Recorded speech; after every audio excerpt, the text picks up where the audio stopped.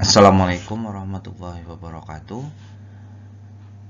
Pada sesi kali ini saya akan menjelaskan mengenai jawaban-jawaban UTS yang telah saya berikan.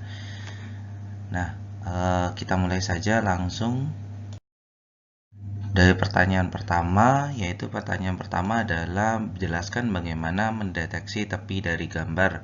Nah, di sini kalian paling tidak jawaban yang saya anggap benar paling tidak mencakup apa yang telah saya jelaskan di sini.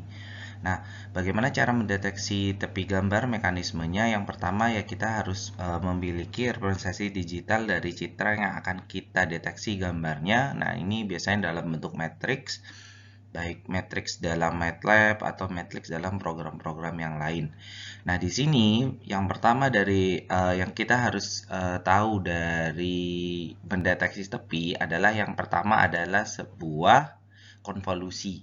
Jadi konvolusi inilah yang berperan penting dalam pendeteksian dengan gambar. Nah, di sini sudah telah banyak diberikan yaitu mengenai kernel-kernel untuk mendeteksi gambar. Bagaimana mekanismenya? Mekanisme pendeteksian dengan kernel ini, kenapa sih konvolusi dengan kernel bisa menghasilkan sebuah tepi? Nah, di sini sebenarnya konvolusi dengan kernel tersebut menghasilkan sebuah nilai yang akan nanti dievaluasi dia itu adalah sebuah edge atau bukan. Jadi kernelnya ini banyak ya, mulai dari kernel Prewitt, Sobel, dan lain-lain yang kadang kita sebut dengan operator. Jadi setelah konvolusi dengan kernel didapatlah sebuah nilai yang nanti nilai ini jika dia itu memenuhi atau melebihi atau kurang dari threshold, dia akan dideteksi memenuhi atau kurang memenuhi dari threshold, dia akan deteksi sebagai gambar. Jadi setelah kita tahu thresholdnya berapa, biasanya untuk setiap program itu berbeda. Ada di MATLAB itu kita bisa explore sendiri thresholdnya kita mau berapa, tapi biasanya secara default sudah bagus untuk thresholdnya, jadi kita tidak perlu utak-atik kecuali ada yang ingin kita rubah. Jadi di threshold ini dia menentukan hasil dari konvolusi tersebut adalah edge atau bukan. Jadi kalau dia itu sudah memenuhi sebuah threshold, biasanya dia lebih besar dari sebuah threshold, sebuah nilai ambang batasnya, maka dia dideteksi sebagai edge, sebagai tepi. Tapi jika dia tidak memenuhi, tentu saja dia bukan digambarkan sebagai edge. Nah, bagaimana setelah kita dia itu setelah dia deteksi sebagai tepi dan bukan tepi, biasanya langsung mengeset menjadi sebuah gray level yang sangat berbeda. Contoh misalkan dia edge, meskipun kita sudah tahu bahwa dia itu edge, maka komputer sudah tahu bahwa dia itu edge, maka nilainya akan diset menjadi warna hitam. Warna hitam biasanya disetnya sebagai warna 0 atau ya 0. Biasanya di set sebagai 0 atau kadang juga yang biar tidak terlalu hitam pekat menjadi 1. Nah, untuk yang notch edge ini biasanya di set sebagai putih. Biasanya seperti itu. Kecuali dia tidak dalam gray level gitu kan ya. Tapi biasanya semua ini untuk tepi dari gambar biasanya dideteksi dalam bentuk gray level saja. Jadi untuk gambar-gambar yang berwarna, dia dikonversi terlebih dahulu ke gray level. Nah, adalah pertanyaan kedua. Pertanyaan kedua itu bagaimana mekanisme mengubah kontras dari sebuah gambar. Nah, di sini ya tentu pertama kali ada representasi digital dari citranya, dan yang paling penting adalah mendesain thresholdnya. Di sini perhatikan bahwa threshold di sini yang membuat dia itu merubah dari kontrasnya. Nah, bagaimana cara merubah kontrasnya? Mendesain thresholdnya adalah misalkan kita punya kontras itu nilai gray level itu mulai dari 0 sampai 255. Jadi bagaimana caranya kita supaya dia itu lebih berwarna, lebih tinggi kontrasnya, maka ya dikalikan dengan sebuah pengali tertentu. Perhatikan pada desain threshold yang saya berikan contoh di sini. Di sini ada dua threshold. Yang pertama adalah R1S1, yang kedua adalah R2S2. Nah, di sini perhatikan kalau dia itu di antara R1 sama R2, di antara R1 sama dengan R2, maka dia dikalikan dengan transformasi sebuah TR ini. Sedangkan kalau di bawah ini, dia dikalikan dengan yang sebelah sini, dan kalau yang di atas sini, yang lebih dari ini, maka dia dikalikan dengan yang ini. Perhatikan bahwa ini adalah output dari gray levelnya. Jadi kalau misalkan dia itu gray levelnya ada di dekat antara 0 sampai yang sebelah sini, dia itu dikalikan dengan transformasi yang sebelah sini agar outputnya lebih tinggi. Jika ada di antara ini dan ini, antara dua ini, yang kecil ini, maka dia dikalikan dengan sebuah transformasi yang ini. Kalau misalkan antara sebelah sini dengan sebelah sampai sini gitu kan, untuk yang ini, maka dikalikan dengan sebuah transformasi yang ini. Nah, ini menyebabkan threshold menyebabkan intensitas gray level dari gambar tersebut menjadi naik karena dikalikan dengan sebuah pengali. Biasanya seperti itu, atau biasanya kita juga bisa desain sebuah fungsi. Biasanya fungsinya adalah fungsi piecewise, di mana fungsi tersebut berlaku untuk sebagian saja, sebagian. Jadi contoh 0 sampai misalkan gray levelnya 0 sampai 22 dikalikan dengan berapa, 22 sampai sekian dikalikan sampai berapa, dan seterusnya seperti itu. Jadi kita juga bisa mendesain lebih dari 2 threshold tergantung kebutuhannya. Nah, setelah mendesain threshold ini, tentu saja yang harus dilakukan adalah diterapkan pada matriks untuk semua thresholdnya. Jadi kan kita bisa pakai if ya, pakai if ini maka dikalikan ini, if ini kalikan ini, dan seterusnya. Nah, setelah diterapkan pada matriks, tentu saja kita harus menilai dia itu bagus atau tidak. Bagaimana caranya kita menilai bagus atau tidak? Ya tentu saja dilihat dengan mata kita sendiri. Nah, jika bagus, maka ya selesai. Jika tidak bagus, maka desain ulang thresholdnya. Terus seperti itu sampai dia itu mendapatkan gambar yang menurut kita bagus. Nah, ini untuk soal yang kedua. Selanjutnya untuk soal ketiga adalah jelaskan tentang komponen-komponen histogram dan representasinya. Di sini ini soal yang cukup mudah ya.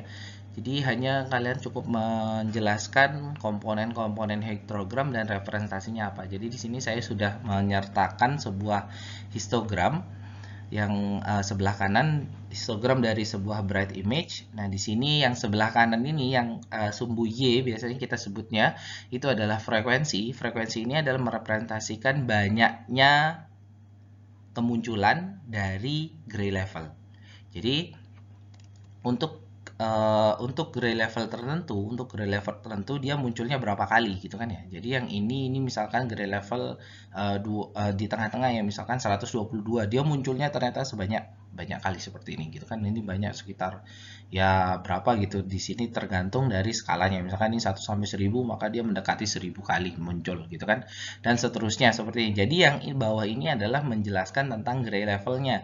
Dia ada di gray level yang mana. Di sini kita lihat kalau bright image gray levelnya udah pasti dia ada di rata kanan. Jadi di bagian yang intensitasnya tinggi, mendekati ke putih gitu. Jadi frekuensinya dia akan tinggi di sini seperti itu.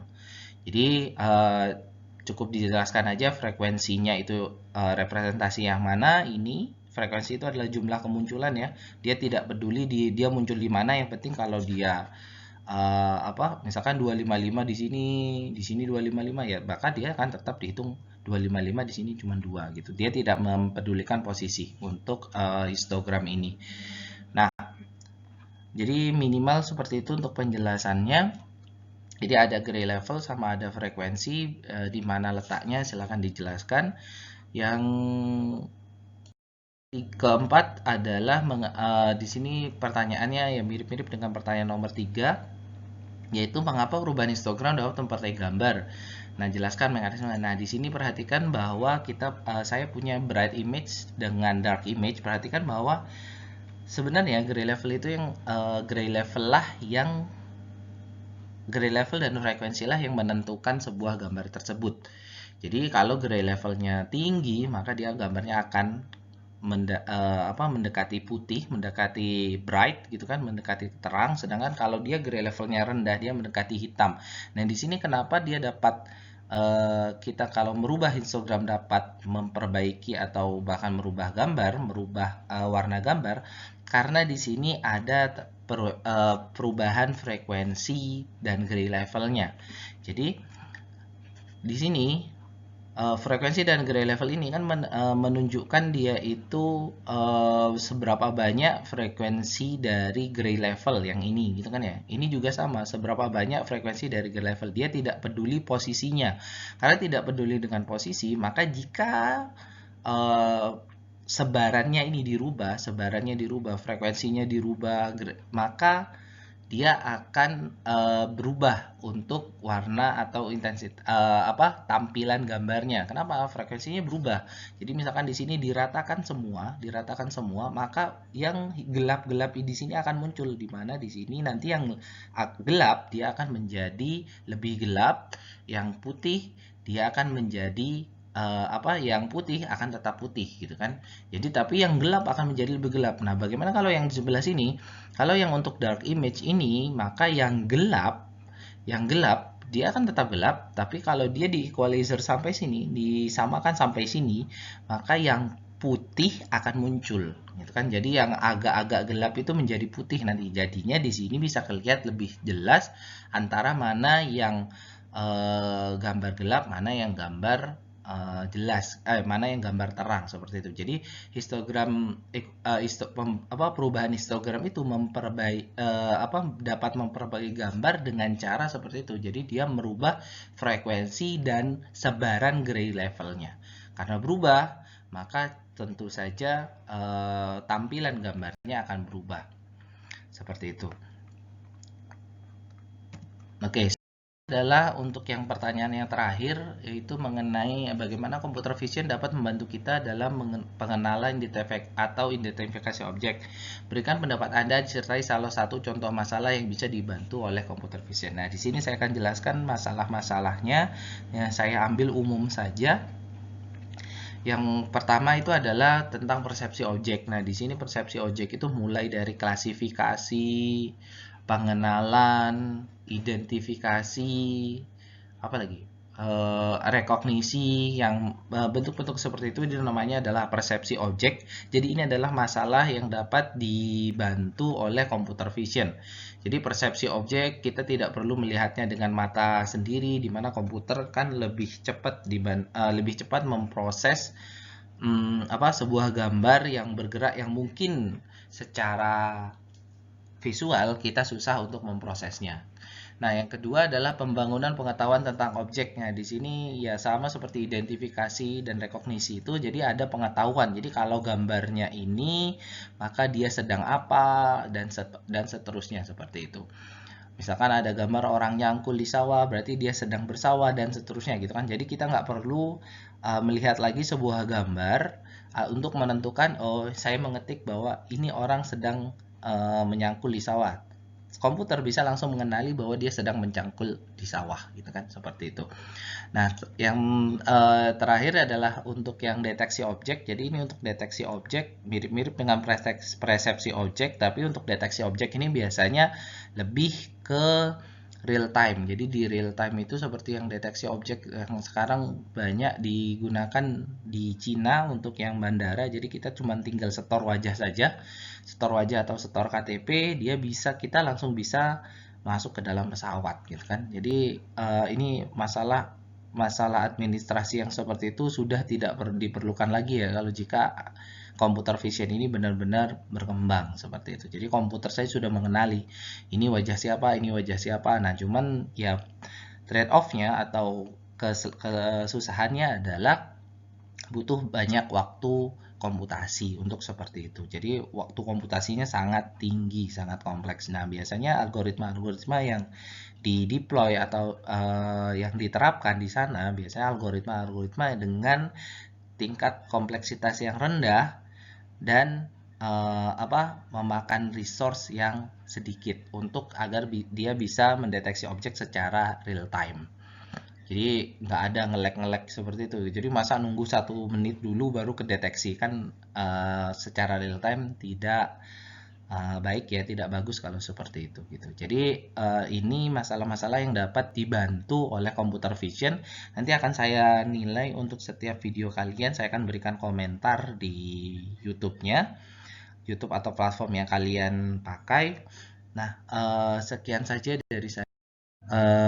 Jika ada pertanyaan silahkan didiskusikan di grup kelas. Saya akhiri. Assalamualaikum warahmatullahi wabarakatuh.